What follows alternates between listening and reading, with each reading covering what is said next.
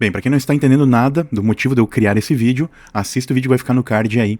E agora vamos ao que é o protocolo para que a gente consiga receber um orçamento na topografia. Então, requisitos mínimos. A gente precisa saber a localização e as condições, além de cópia da matrícula, na maioria dos casos. Às vezes, sabendo a localização já é o suficiente. Aí agora vamos à resposta do que vocês vão ver nesse vídeo que eu pedi para que vocês assistam para entender o contexto. É só para não deixar um vídeo muito longo, ok? Então agora, vou explicar com bastante transparência para evitar qualquer ruído em relação aos orçamentos. Para serviços de topografia e agrimensura, eu e qualquer outro técnico em questão não considero tecnicamente correto estabelecer um valor apenas com base na quantidade de pontos ou equipamento que será utilizado. Bingo. No caso dos 2 pontos em GNSS para a posterior ocupação com estação total, por exemplo, eu preciso saber onde será realizado o serviço, quais as condições da área. Então, assim, o cara me pediu um orçamento e falou cidade tal, e não mandou nem o endereço, nem por escrito, nem a localização compartilhada em WhatsApp, tampouco mandou a matrícula. E às vezes é necessário os 3, tá? Mas enfim, já vou chegar lá. Preciso, no mínimo, da localização, endereço e, quando possível, também um KML ou um KMZ, que é coisa que também a maioria não sabe nem como faz, e hoje seria uma coisa básica para qualquer pessoa, qualquer profissional de qualquer uma das engenharias ou ramos que requerem técnicos ou bacharéis que frequentam áreas. Isso da geologia, geografia e qualquer outro aspecto que seja oriundo ou um tentáculo desta área, desse setor. Matrícula, planta, como o pessoal gosta de chamar, mas é prancha, né? Projeto ou qualquer outro material que permita identificar o local para compreender minimamente o cenário.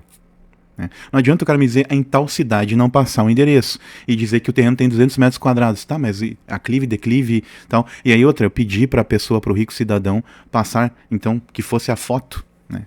E a localização, para eu ter uma base, para eu ter uma referência de ver como o terreno está hoje. E aí, óbvio que eu ia olhar o resto no Google Earth.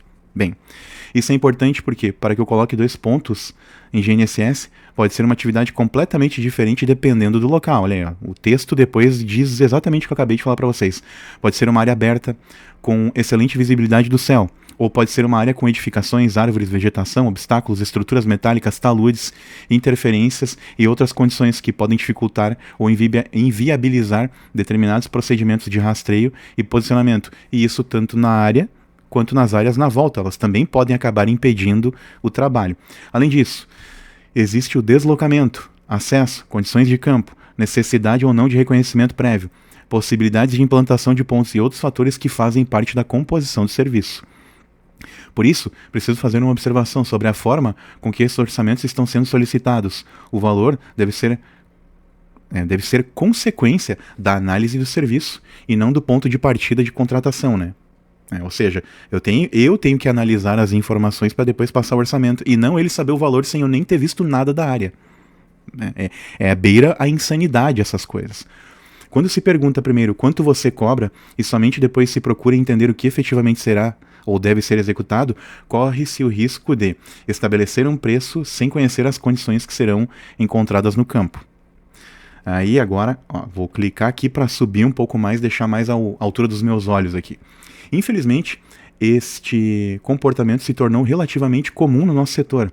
A atuação de profissionais que passam valores sem conhecer adequadamente o serviço, as condições da área e as responsabilidades envolvidas acabou contribuindo para uma verdadeira banalização do trabalho técnico de topografia e agrimensura. E isso prejudica não apenas o profissional que executa o levantamento, mas também engenheiros, arquitetos, projetistas, construtores e toda a cadeia que depende dessas informações para tomar decisões e desenvolver seus projetos. É justamente para não trabalhar dessa maneira que eu procuro levantar previamente as informações necessárias. Não se trata de dificuldade ou burocracias em informar o preço, e nem de querer complicar o orçamento. Trata-se de responsabilidade técnica. Eu estou falando agora eu e todos os técnicos que me assistem, inclusive os engenheiros, os agrônomos, os arquitetos, toda uma cadeia que envolve, que engloba este setor. Geólogos e geógrafos também, biólogos, técnicos ambientais, engenheiros florestais, toda esta gama que depende também da topografia, que a topografia é um braço dessas engenharias todas, e eu trato todos como engenheiros, cada um do seu ramo, porque cada um é especialista naquilo. E eu sou guardadas as proporções, no meu ramo, em descrever relevos, tá? Então, primeira coisa, é justamente para não trabalhar... responsabilidade técnica. Bom, beleza, agora vamos aos 4 últimos parágrafos, e são rápidos, né? Eles são mais curtos que os outros. Se o serviço for efetivamente do meu interesse e estiver dentro das condições que consigo atender, terei satisfação em apresentar um orçamento objetivo e transparente. Mas para isso, preciso receber as informações mínimas que permitem dimensionar corretamente o trabalho. No caso dessa nova área que você mencionou, por exemplo, eu ainda não recebi a localização, endereço, KML, matrícula, projeto ou qualquer outra informação que me permita sequer conhecer fisicamente o local. O projetista também foi mencionado como alguém que entraria em contato, mas até o momento não recebi nenhuma especificação. Então, para que consigamos avançar de maneira profissional, peço que primeiro me encaminhe a localização da área e as informações disponíveis sobre o que precisa ser executado.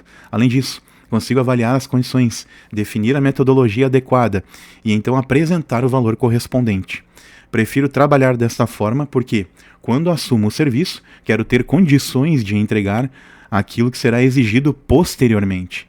Porque esse é o detalhe que todo mundo esquece. Não é só quando tu está lá na área e estou aqui fisicamente, tá tudo resolvido. Tem todo o pós-campo, que é quando a gente executa as pranchas técnicas, trata os pontos, avalia outras questões e ali pratica a topografia, que em campo é a parte florida da coisa. A peça técnica, quando gerada no escritório, é que é a parte cascuda, densa. Mas enfim, vamos já chegar ao final. Não é simplesmente informar o preço e descobrir dificuldades somente depois que eu chegar ao campo. Espero que compreenda meu posicionamento. Ele não é uma burocracia para dificultar a contratação. É justamente uma forma de proteger o cliente, o profissional e todos os demais envolvidos no trabalho. Então assim, gente, foi uma conversa em texto, porque eu vi, cara, se eu mandar áudio ele não vai ouvir. Então eu vou mandar o texto. Mas sabe o que é o problema? Eu duvido que esse cara tenha parado para me ouvir. Mas duvido muito. Pelo jeito com que ele lida com as coisas. E esse cara disse que era engenheiro. E agora eu pergunto a vocês, tem coerência isso? Com o cargo e com o que ele vai exigir de um técnico que vá na área? Então ele quer resolver o problema dele. E assim, ele quer resolver a custo de quê? Desculpa, eu sei que não são todos, tá? Mas ele quer encher o saco do cara e, vem aqui e tu resolve.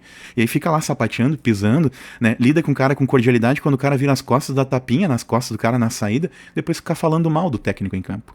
E isso eu vi em todas as outras engenharias onde eu fui trabalhar. Não sempre, mas sempre tu via uma outra pessoa fazendo isso. Enfim. Tá, então por que eu resolvi agora passar a vocês isso? Porque tem esse vídeo que eu apontei aqui no início onde eu comento o nível em que está, o nível cognitivo. Eu olho, cara, como é que esse cara se formou engenheiro? Sabe por quê, gente? O engenheiro, os casca-grossas que eu conheço, eles não são os caras louco, doido, cheio de cortisol, que tomando café enlouquecidamente, que ficam incomodando os outros. Eles são pessoas calmas, eles lidam com todo mundo com polidez, e o principal fator que leva eles a um nível muito alto. Eles não falam muitas gírias, e comumente eles são muito bons de oratória. Ou seja, é o mínimo que se precisa hoje para que as coisas deem certo. Então é isso, esse é o meu posicionamento quanto a orçamentos, o que eu tenho a passar para todos os setores. Como eu sempre faço a ressalva, eu não tenho nada contra os profissionais que atuam no ramo, porque tem gente que insiste em falar, eu vi que tu fala aí de agrônomo, de engenheiro civil. Não, eu falo dos que trabalham mal. Eu comento a respeito de aspectos, mas o problema é que as pessoas também interpretam do jeito que elas querem, né? Isso aqui é o brabo. Mas eu comento a respeito de custa tu passar as informações mínimas para que a outra pessoa não se desloque e acabe perdendo tempo? Porque assim, eu tenho certeza, pelo jeito com que essa pessoa tratou no início, eu teria muito problema com ela posteriormente. Então, logo eu já vi assim, cara, para eu não perder meu tempo lá e depois dar com os burros na água, eu sei que ele tá em desespero. Como eu sempre digo, eles querem botar alguém lá para sapatear em volta da área para o cliente ver. Não, tem gente na obra trabalhando. Só que daí, desse jeito confuso, as coisas começam muito mal. Um forte abraço a todos aí e nos vemos.